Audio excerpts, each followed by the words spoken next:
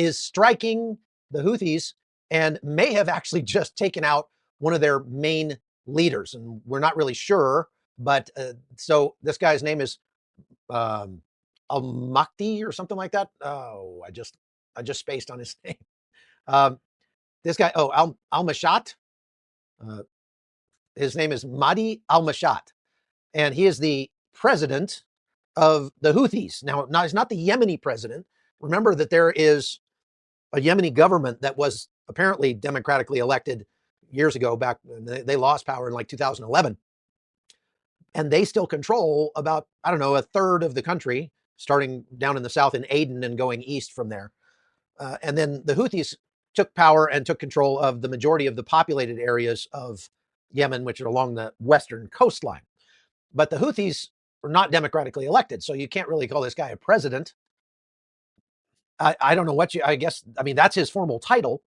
He's not even the guy who really makes all the decisions. He's just more of a figurehead. But he might have just got whacked by a U.S. airstrike on what was once the presidential palace complex, which is pretty spectacular. Actually, I have to say, I mean, credit where credit is due. You always hear me say that Yemen is a giant dirt parking lot and is populated by, camels and barbarians, basically. But they have some very interesting history and ancient history. And the few nice things that they have built are fascinating and beautiful in their way. I mean, I don't think a lot of people would not look at those things and call them beautiful. They might call them intriguing or,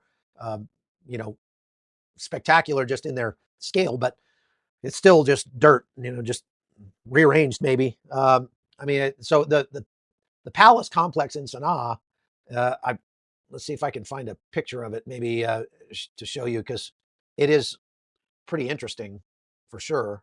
Let's see, open up a new map here. We'll go to the maps in just a second. In the meantime, thank you for watching. I am at my lodge in West Virginia today. I had to fly back to West Virginia for a couple days. Just got some business to take care of here. Let's go down here. There's the gate of the palace complex. That whole thing is apparently the former presidential palace in Sanaa, and that was now occupied by the Houthis. And apparently right outside that gate, maybe on this bridge right here, there was a convoy of vehicles that looked kind of important. So the United States dropped a bomb on it. Immediately after the explosion, a large troop of armed men came running out of the gates and took up positions in a circle around the destroyed vehicles in order to keep onlookers away, keep them from coming up and looking to see who just bought it. So that is world premiere industrial laser welding vehicle. Like I say, rumors are that the president of Yemen, of the Houthis, was at least wounded, but he was with other very important leaders who were eliminated, and that's news. The United States, as you know, doesn't make a habit of targeting the leaders of countries. This guy is not necessarily the leader of a country. He's just like I say, he's the leader of a terrorist group that took over a country. And, that got me wondering how many countries in the Middle East actually have democratically elected leaders. And I want you to guess. I want you to go to the chat and put a number. There are 17, 18 countries in the Middle East, depending on how you count them. Let's say 18 countries in the Middle East. Of those countries, how many of them do you think have democratically elected leadership that is recognized by the world community? Okay, so I want to know what you think about that.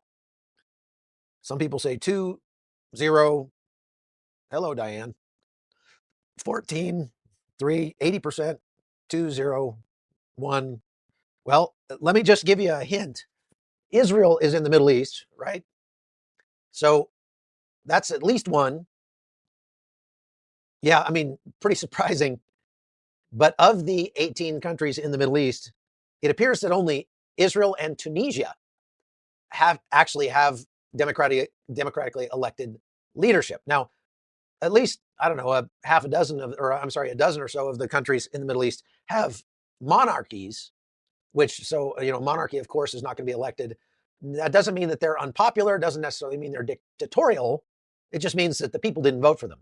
So if you take countries like the UAE, for example, their leadership is elected by a body of elites, but it's essentially a good old boy network, and their guy is going to get in.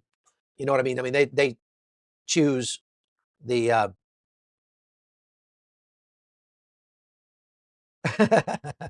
somebody's asking about the book on my bookshelf with a German swastika right here. This is The Rise and Fall of the Third Reich.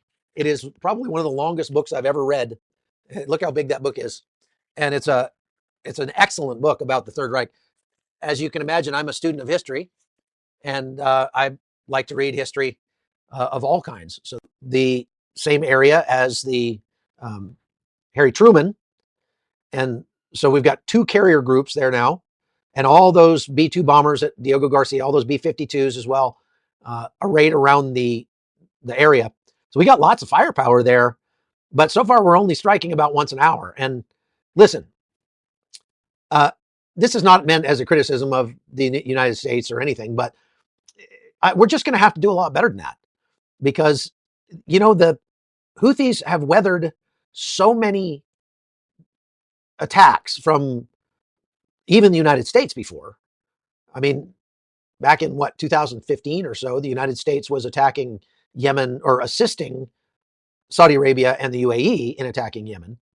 And that went on for years. I mean, it was like 7 years. The Saudis were really at hot war with Yemen, with the Houthis. They say something like 75,000 sorties against the Houthis. They were bombing them like crazy, and the United States was helping with that. So if they're bombing them 75,000 times over the course of 7 years, it's a lot of bombs. And the Houthis actually came out the other side of that stronger than they went in, because it gained them legitimacy with the people who were getting pounded all the time, suffering. Of course, it's the Houthis that are creating the suffering for those people. But when the Saudis or the UAE or the United States or Israel pushes back on the Saudis, on the Houthis, then that just sort of elevates the Houthis in the eyes of their own people.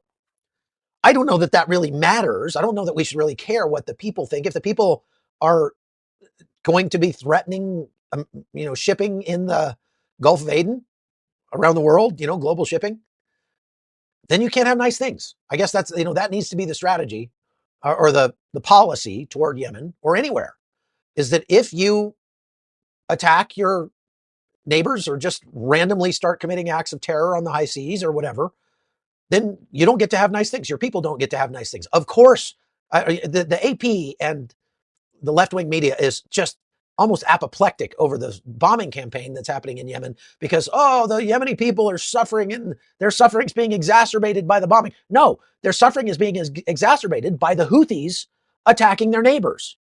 If the Houthis weren't attacking their neighbors, nobody would be attacking Yemen. And the Yemenis could just go about their business, follow the back end of a camel around for the rest of their lives, and be happy. I got a Mazzato knife, and what followed? Back end of that camel around and be happy right now, because their leaders are making a nuisance of themselves.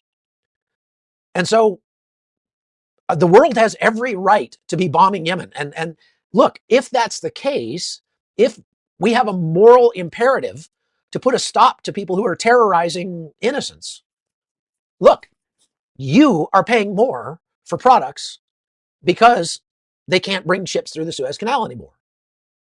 Not much. If you live in the United States, it's probably pennies a year, really.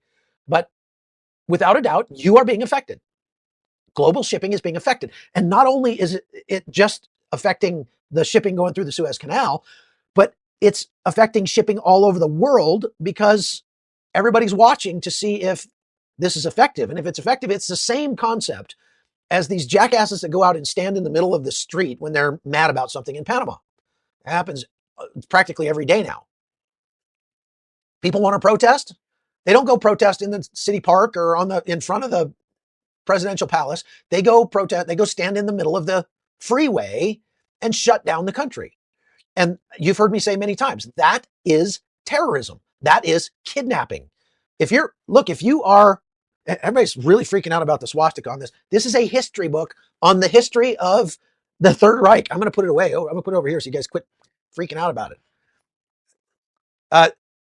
But if you're standing in the middle of the street, you are punishing people who have nothing to do with whatever you're mad about. And you're keeping them from going where they need to go. And so that's kidnapping. That's tantamount to kidnapping. And it should be treated as such. But because governments have allowed it to go on, the government in Panama is much better now under Jose Raul Molino. But under Varela, he was a weak president. And so this guy's name is al Mahdi or something like that. Oh, I just spaced on his name. This guy, al Mashat. His name is Mahdi al Mashat. And he is the president of the Houthis. Now, he's not the Yemeni president. Remember that there is a Yemeni government that was apparently democratically elected years ago. Back they lost power in like 2011. And they still control about, I don't know, a third of the country, is striking the Houthis and may have actually just taken out one of their main leaders. And we're not really sure. But so this guy's name is